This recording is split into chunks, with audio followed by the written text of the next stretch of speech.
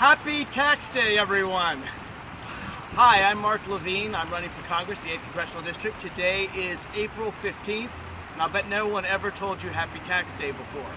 In fact, when you think about taxes, you probably think about the weather like it is today. It's raining. It's raining hard, and that's how most Americans feel about their taxes.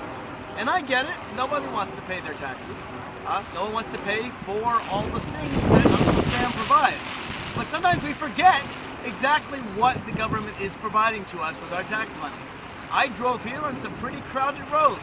If we had a little bit more money for infrastructure from, yes, our taxes, I could have gotten here a lot more easily in the rain.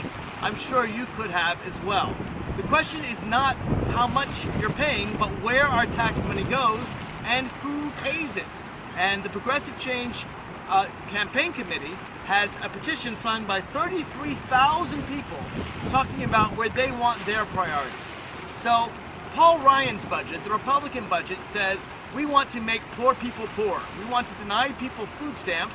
We want to make sure that people can't get the basic benefits they need to survive, including, yes, education. We've got a school behind me here to illustrate the point. But people at the PCCC understand, and by the way, one more thing about Paul Ryan's budget. It actually is a deficit. For all Republicans complain about a deficit, his budget would not only take food out of the mouth of starving children, it also would lead to a massive deficit. The progressive budget, on the other hand, believe it or not, goes to a surplus in just 7 years. How do they do that? It's very simple.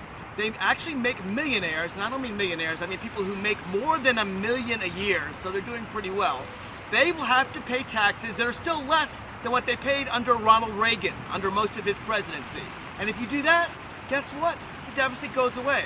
The deficit is comprised of three main things: the Bush tax cuts, the Bush wars, and the Bush recession. And President Obama is leading, unfortunately, is having to follow through on all three of those things. What the progressive budget shows is that we can end the deficit, provide for schools, make sure that people get food stamps and basic things they need to survive, and yes, get the money we need for highways so that we don't have to drive in the rain. At least not so much traffic. So this is Mark Levine saying we need a progressive budget, not a Paul Ryan budget, and we need more for our schools, like the ones right behind me. Thank you.